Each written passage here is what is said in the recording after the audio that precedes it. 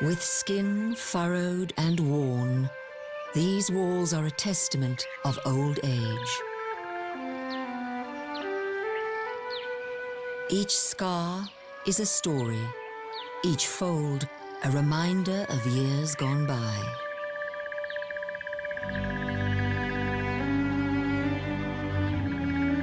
This is the heart of a legend, an 800-year-old baobab rooted in the untamed savanna of Zimbabwe. It belongs to a prehistoric species born of the earth before man stood tall and the continents divided. Providing food, water, and a sanctuary within its cave, the enormous baobab is one of the most iconic trees in Africa. None has more tales to tell than the tree with the hollow heart.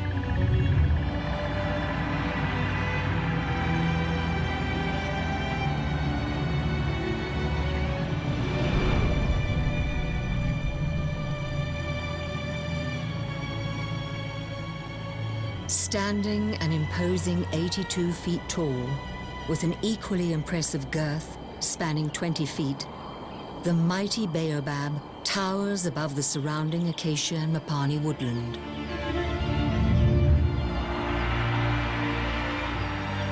This is Malelangwe, a place of immense beauty.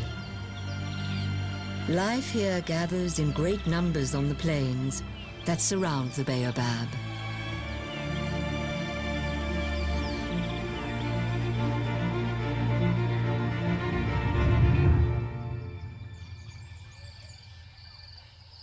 It's June, the beginning of winter, the dry season in southern Zimbabwe. With little rain to sustain large trees, grasslands dominate the area.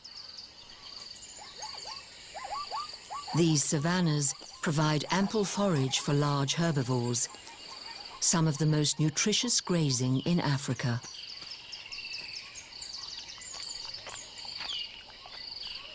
With grazers abundant, so are the predators.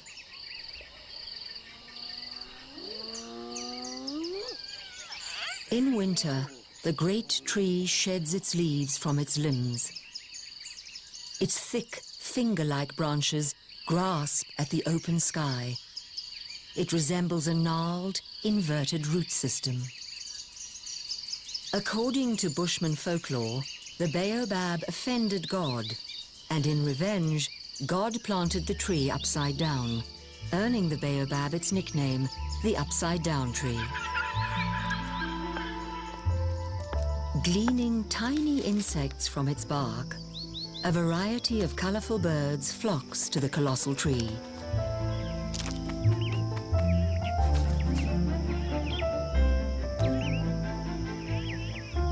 Its jagged, notched skin is the perfect playground for young tree squirrels.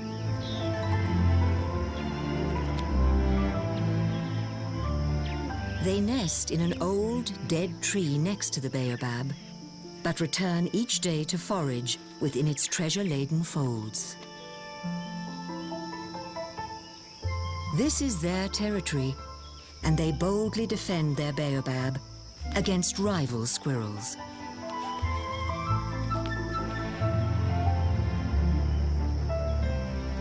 Although winter mornings can be cold, today the temperature soars to 77 degrees Fahrenheit. The heat sucks the moisture from the earth, creating a sweltering shimmer.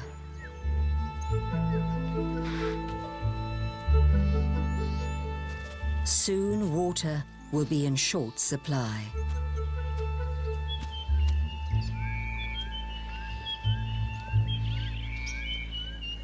The baobab adapts to the winter drought by contracting its trunk when it's dry.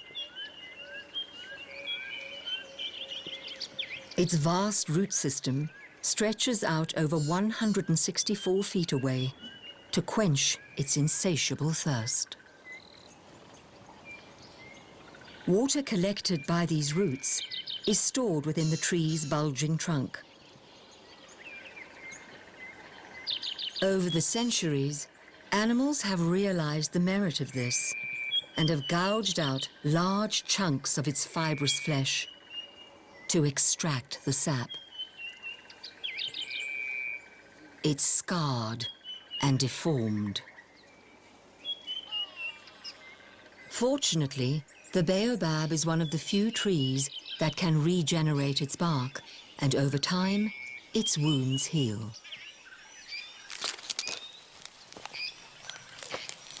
Elephants are responsible for most of the scars on the baobab's trunk. Many believe that this behavior is not due to appetite and is more related to social or sexual drives instead, a way to display their strength. But in the dry season, the large herbivores rely heavily on trees to survive when water is scarce. Tearing off the bark reveals a baobab's softer inner layers, which can contain 26,000 gallons of water even during a drought. It's also rich in linoleic acid.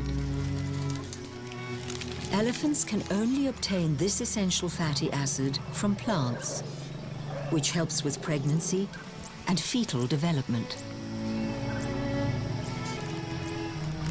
Over the past 10 to 12,000 years, roaming elephants have been tearing down acacia forests, turning them into barren scrubland and opening up space for savanna grasslands to flourish.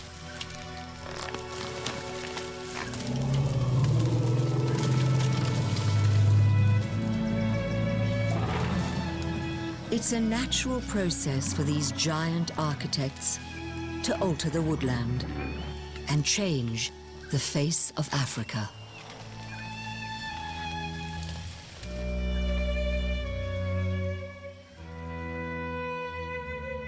This is the end result. Entire regions completely cleared of trees. But the elephants are not at fault. Today, their ancient migration routes have been cut off, and they are forced to retreat into smaller protected areas. When elephants could wander freely, woodlands had a chance to recover, and this was part of the natural cycle of things.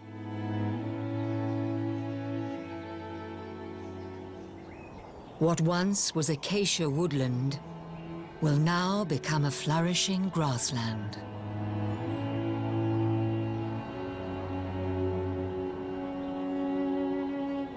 In some parts of Africa, even the baobabs fall and must be protected against these giants.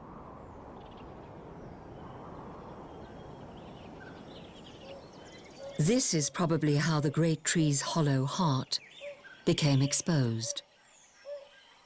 It was always there, just hidden from view. Older baobabs are all hollow on the inside. A baobab's trunk is actually a collection of stems that grow in a circle and fuse together over hundreds of years, creating a natural cavity.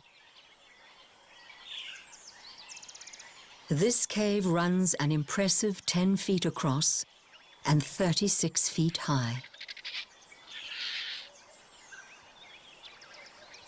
3 breeding pairs of white-backed vultures have chosen to make the baobab their home.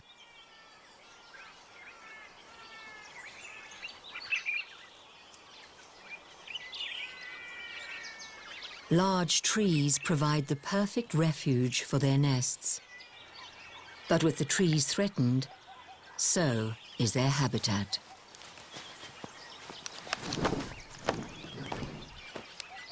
These vultures rarely leave their established range and will remain faithful to its branches year-round. August is breeding season for the colony, and it's time to repair last season's nest.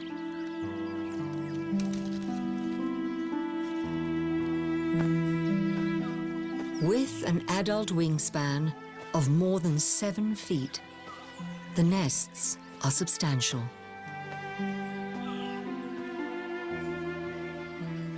On one of the baobab's thickest branches, the birds build a sturdy platform of sticks lined with grass and green leaves. Their partnership is monogamous, and both parents incubate a single egg for almost 2 months. The tree provides a much-needed refuge for the chicks to hatch. For now, in their baobab fortress, they're safe.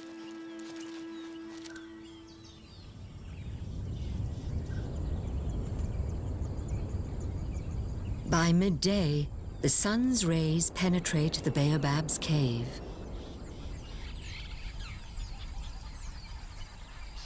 Here, a nest of a different kind is anchored to the cave's wall. Rhopalidia wasps. Their comb-like dwelling is exposed to direct sunlight, making its larval residence hot. The adults beat their wings to fan the brood. With spring around the corner, today it's a sweltering 90 degrees Fahrenheit. A Rhopalidia wasp is tiny, less than ½ an inch long. It can be distinguished from other wasps by its swollen abdomen, into which the remaining segments are telescoped. The wasps use their venom as an alarm pheromone. Pumping the abdomen spreads the venom into the air to warn the colony against intruders.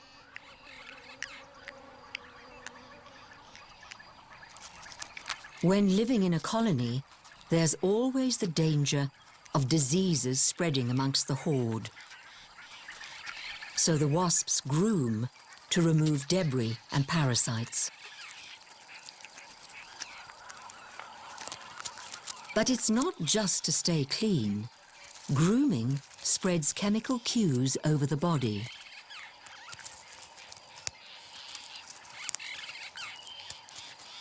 These secretions are a vital form of communication.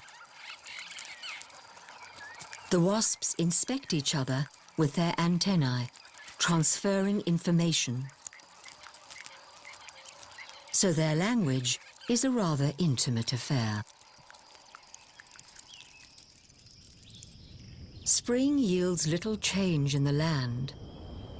It holds its breath until the first rain arrives. High in the baobab's crown, bulky communal nests appear, like great tufts of tangled hair. They belong to one of the animal kingdom's noisiest birds. A male red-billed buffalo weaver. His unnerving babble fills the September morning air. It's to defend his quarters, and he has a lot to defend. Male buffalo weavers are polygamous, each in charge of up to 3 females and 8 nesting chambers. And it's his job to build the nest. He clumsily bounces around the untidy structure to pluck and shove thorny twigs into his lair. The sharper the thorns, the more protected the nest is against predators like snakes. The nests are invariably infested with fleas and mites, and the weavers must groom regularly to get rid of these pests.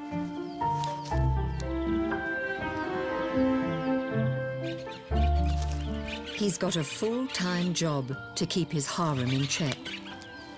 He divides the ever-growing mass of sticks into several lodges, with multiple egg chambers for each female.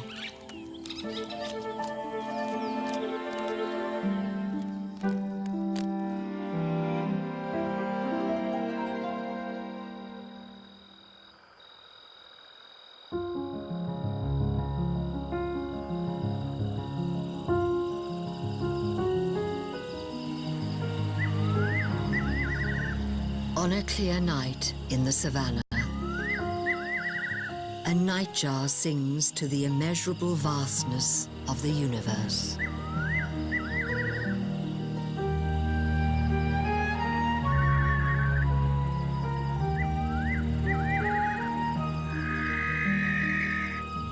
Hidden in the dark recesses of the baobab's cave, a pair of black eyes misses nothing. A barn owl searching for a tasty tidbit.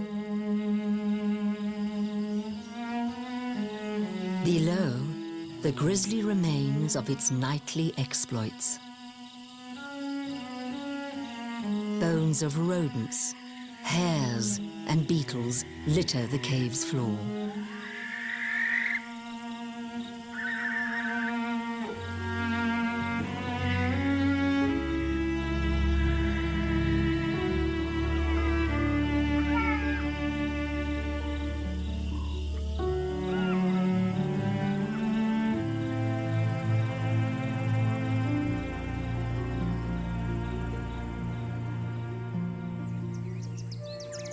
Dawn races like fire across the savannah.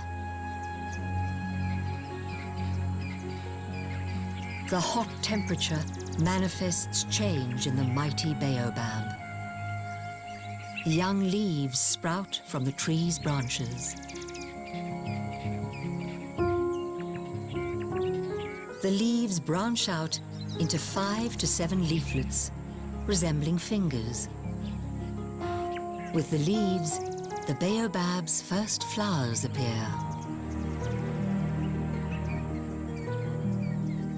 The new foliage softens its harsh lines and gnarled body.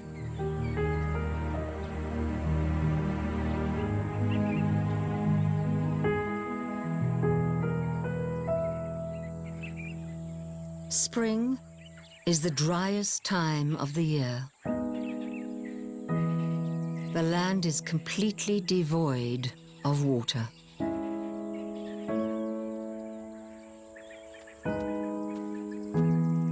The savannah craves rain.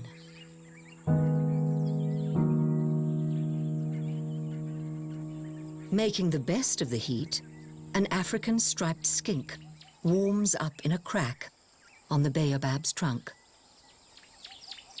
The tree is the perfect hunting ground for the lizard. The elephant damage on the baobab provides plenty of nooks and crannies in which to hide and hunt.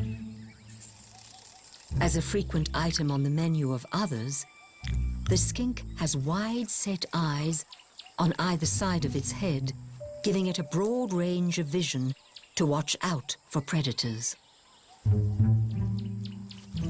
But as a hunter itself, it needs accurate depth perception, better achieved with the forward-facing binocular eyes of a predator. So it wiggles its head from side to side to determine how far away its next meal is.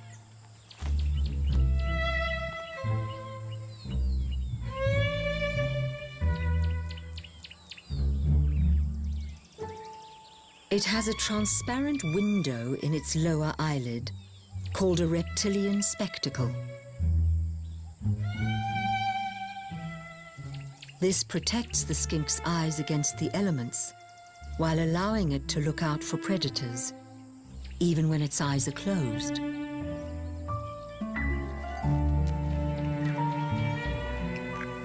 A snake-eyed skink also resides in the baobab's crevices. A mere 2.5 inches long, it's 3 times smaller than its striped cousin. It slithers across the ground, much as a snake would, joining the ticks and beetles also foraging in the mulch on the cave's floor.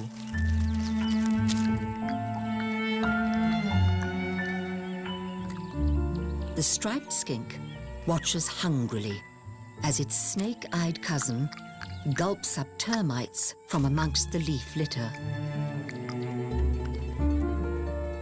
it's too easy a target to ignore.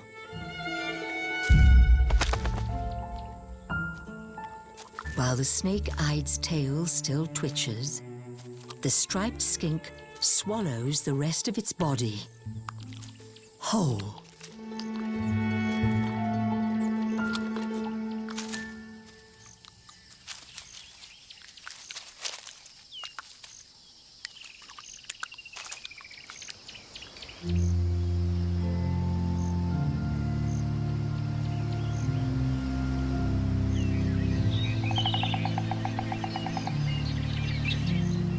As spring draws to a close, clouds gather in the heavens around the tree with the hollow heart.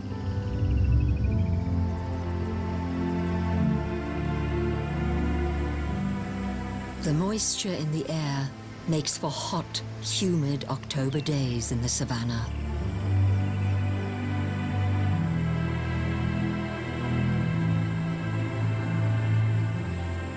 The billows bring with them summer's first rain.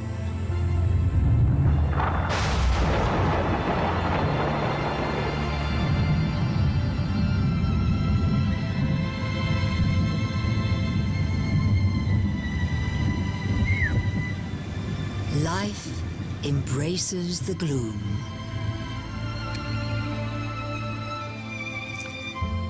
A jumping spider drinks water droplets that have accumulated on its back during the rain.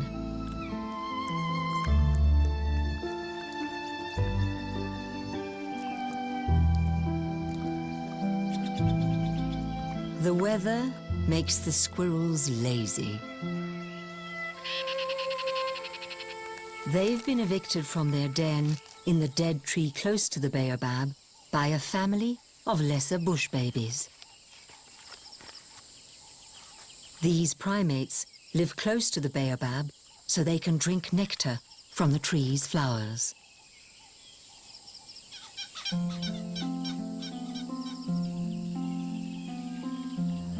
The rain provokes a fresh flourish of leaves and flowers that hang from the upside-down tree's branches.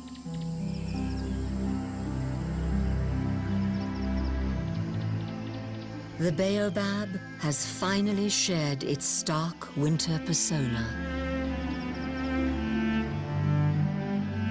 Large round buds covered with soft velvety hairs decorate the tree.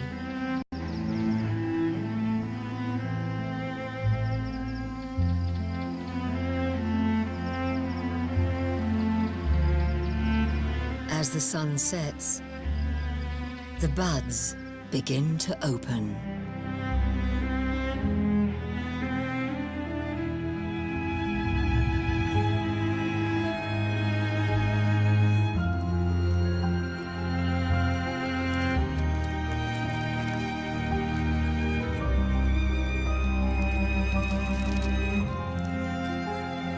Each flower blooms for just one night, then withers and dies the next day. Although it's believed that bats pollinate the baobab's blossoms at night, in southern Africa, there's no record of this.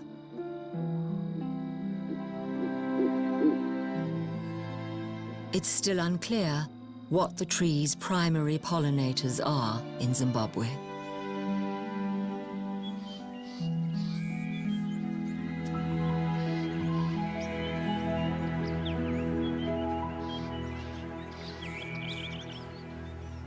In the morning, insects are seduced by the flower's sickly sweet scent.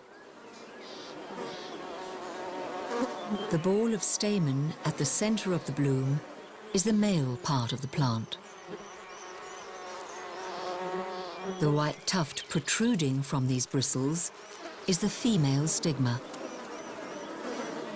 Mapani and African honeybees frantically search for nectar amongst the bristles, all the while collecting pollen, the male gamete. They fly to another flower's female stigma, and with their precious cargo still on board, they pollinate it. But while the honeybees serve the baobab, the tree also serves them with more than just nectar. One of the baobab's hollow limbs makes the perfect home for their hive.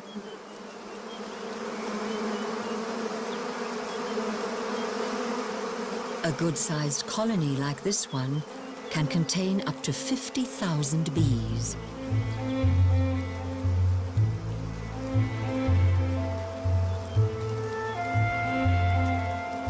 These are all worker bees, sterile females that maintain the hive, gather pollen, and feed their queen.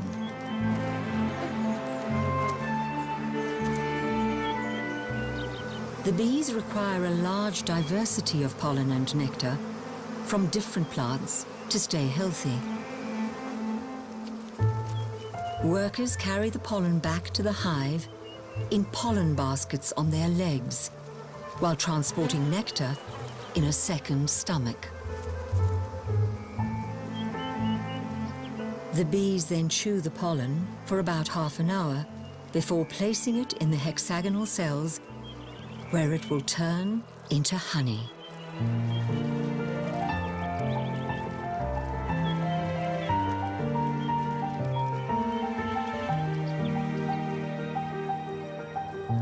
For years, this hive has had a symbiotic alliance with the baobab.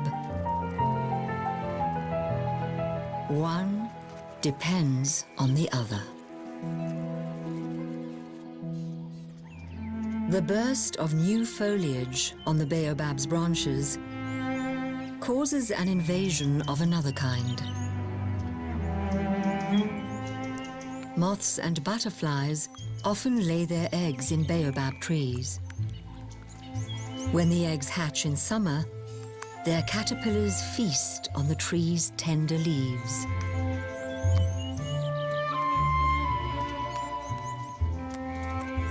The larvae, in turn, lure insect-eating birds to the baobab. Red-headed weavers bounce around the tree's branches in search of fat grubs.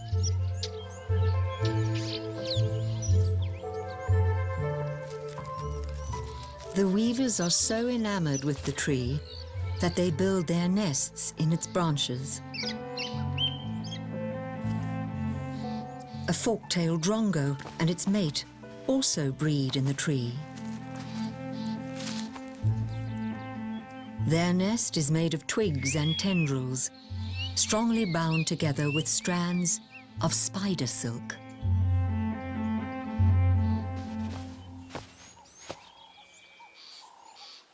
Inside the baobab's hollow heart, the Rhopalidia wasp colony is expanding. Their larvae have hatched, and female workers diligently nurse the brood. These worker wasps hunt the caterpillars on the baobab's branches and bring their quarry back to the nest. They devour the caterpillars, then regurgitate and feed them to the larvae.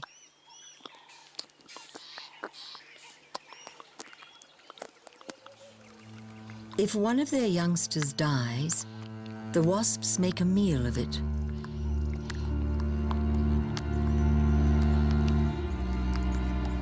Larval cannibalism isn't unusual in social wasps and is the result of reproductive competition in the nest. This happens when there's more than one egg-laying queen in the colony.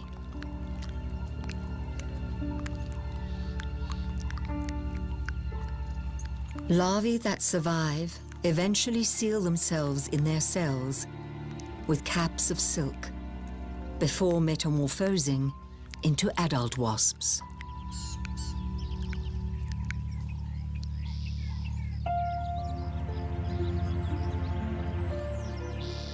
At the end of November, the last of the baobab's flowers cling to the tree. The brown petals, now shriveled and dry, emit a strong, rotting odor.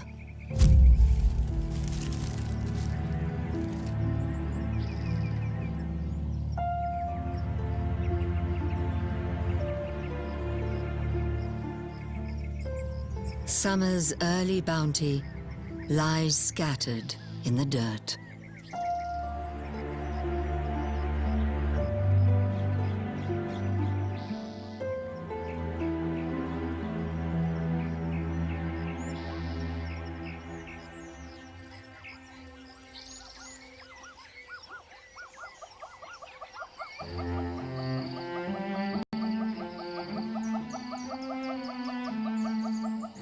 Three months later, the savannah has transformed into a lavish Eden. It's February, the apex of a humid, wet summer in Malelangwe, and the morning quickly heats up. An ocean of greenery surrounds the baobab, and the great tree's limbs are covered in a shroud of leaves. The buffalo weavers are still trying to perfect their ever-evolving nests. But now they have a team of young helpers, this year's brood. These fledglings have brown plumage. They assist their mothers by adding softer materials like grass and leaves to the nesting chambers. But the immature birds often get confused which nest is theirs. And resident males chase them off when they knock on the wrong door. Buffalo weavers are the only birds that have a penis-like organ. Both male and female weavers have this appendage, but only the male can reach orgasm. Another unique feature amongst birds. And in this case, size does matter, because females prefer the male with the biggest tool.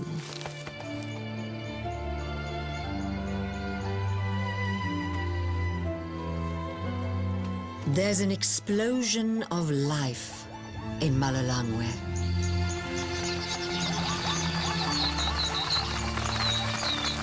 In these summer months, there's no shortage of water. Spoonbills and plovers seize the moment and sift through the muck for a frog or a worm. And seasonal wetlands adorn the savannah. It's where giants roam. Elephants gather at waterholes to enjoy the bounty of the wet season. There's so much water on the grass plains of the savannah now that these thirsty travelers leave the baobab alone. In this time of plenty, the baobab drinks its fill from the earth, swelling its pot-bellied mass in preparation for leaner seasons. By March, young fruits replace the baobab's flowers to dangle from its limbs. These lime green capsules look like giant velvety eggs and have a hard shell that's difficult to crack. The fuzzy fruit will take 3 months to mature.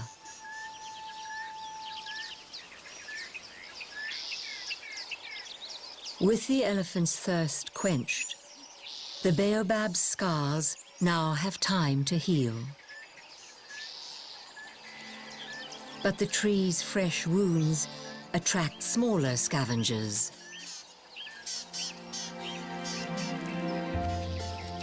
Cotton stainer bugs gather in these damaged recesses.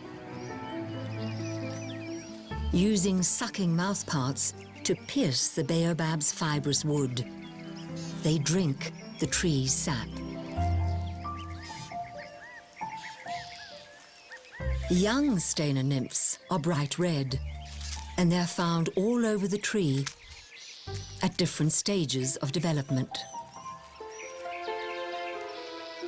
As they grow, the nymphs go through 5 transformations and begin to develop wings.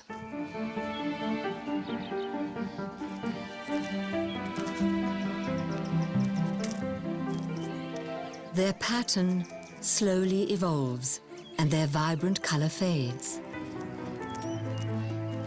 The final metamorphosis brings with it subdued tones of brown crossed with pale yellow lines. Where cotton stainers live, one's sure to find their greatest adversary, the cotton stainer assassin bug. It's no coincidence they look similar. This adult assassin bug feeds exclusively on cotton stainers and mimics its prey's coloration. It slowly approaches its target, which mistakes it for a large compatriot. Using its sharp beak-like mouthpart, this young assassin injects its prey with saliva. The deadly liquid contains enzymes which paralyze the victim and liquefy its tissues from within.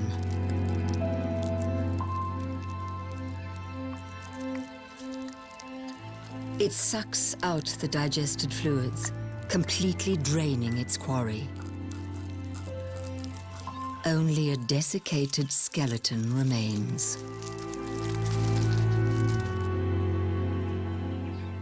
Another opportunistic predator waits at the bottom of the baobab.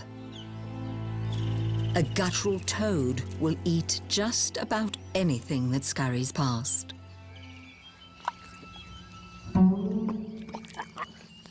Regrettably, cotton stainers taste dreadful.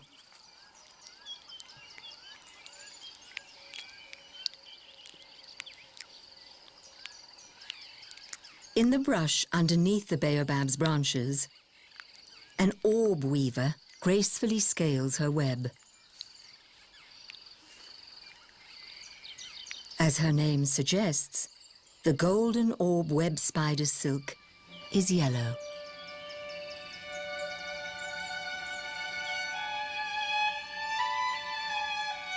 With a body more than an inch long and a leg span of 5 inches, the banded-legged golden orb web spider is a formidable huntress.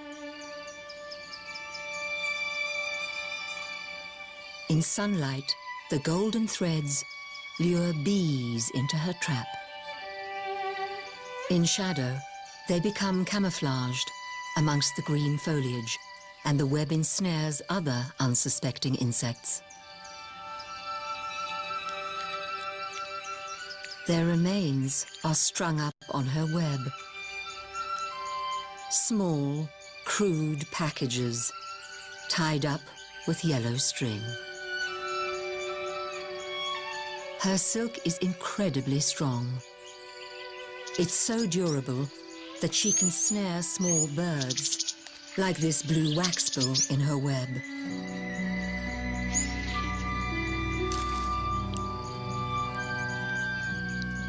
Her dragline strand is several times stronger than steel on a weight-to-weight basis. But she's not the only spider beneath the great tree. A black-legged golden orb web spider, identifiable by the windows on her abdomen resembling a skull, has also made her home in the shade of the baobab. She clings to her web with tiny claws at the end of her legs.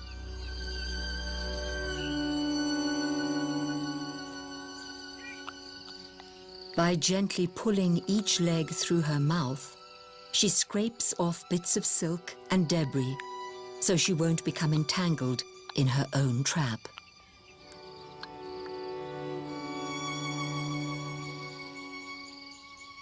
Close by, a male orb web spider looks on patiently.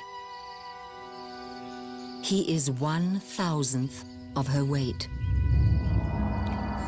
Every day he consumes his web and recycles the protein into the next day's creation.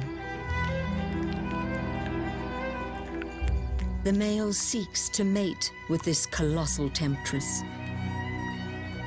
But females often eat their partners after mating, so he cautiously waits for her to be otherwise occupied. He sees the perfect opportunity. While she's feeding, he makes his move. But his plan is transparent, and she's not in the mood.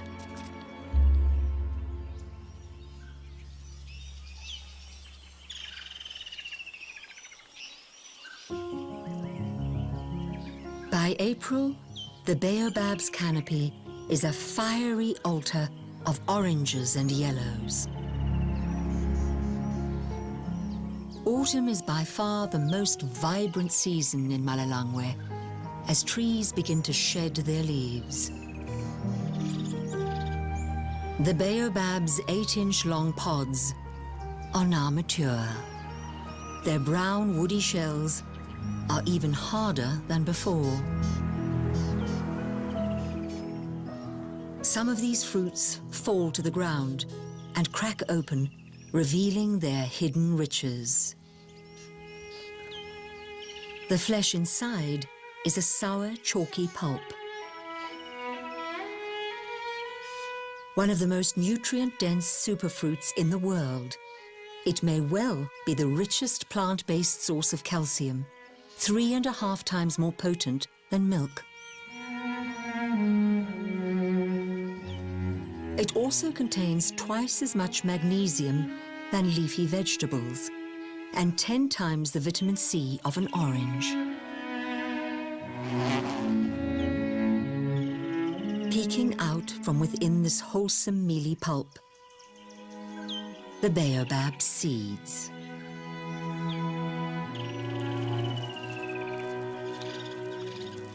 Fighting for a spot to suck out their sap, the cotton stainer bugs can't get enough of these seeds. During this gluttonous battle, the bugs spoil the seeds and seal the fate of the baobab saplings. The fallen fruit has an unexpected visitor, a jumping spider.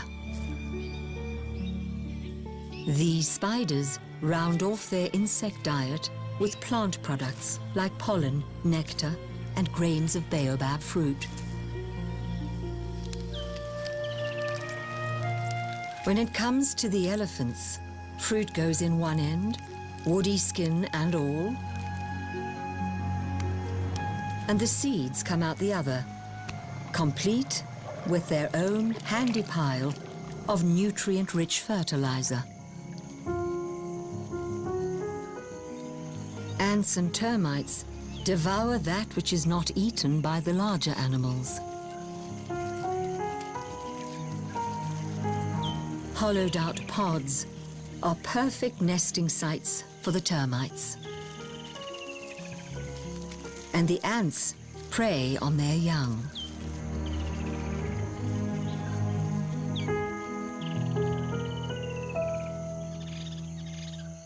By the end of autumn, all that remains are empty shells.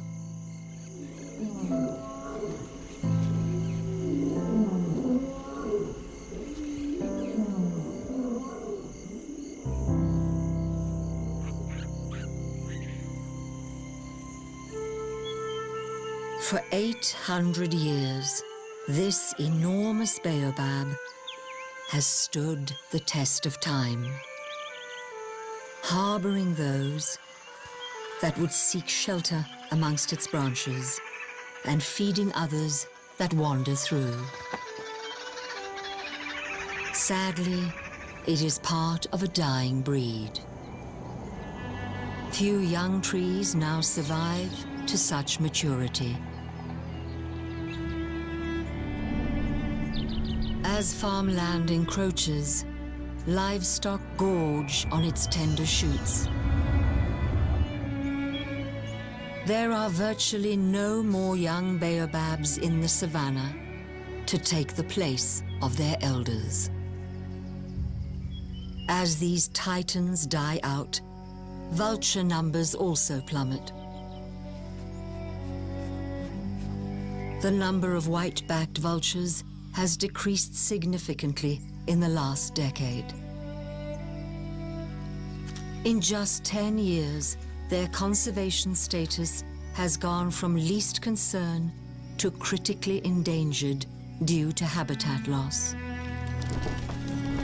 If this continues, whitebacks will be extinct in 20 years.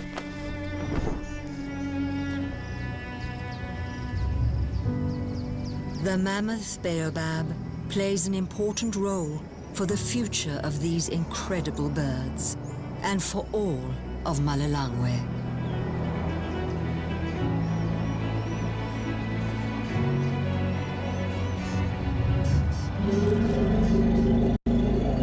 From the biggest animal to the smallest insect, the mighty baobab bewitches all.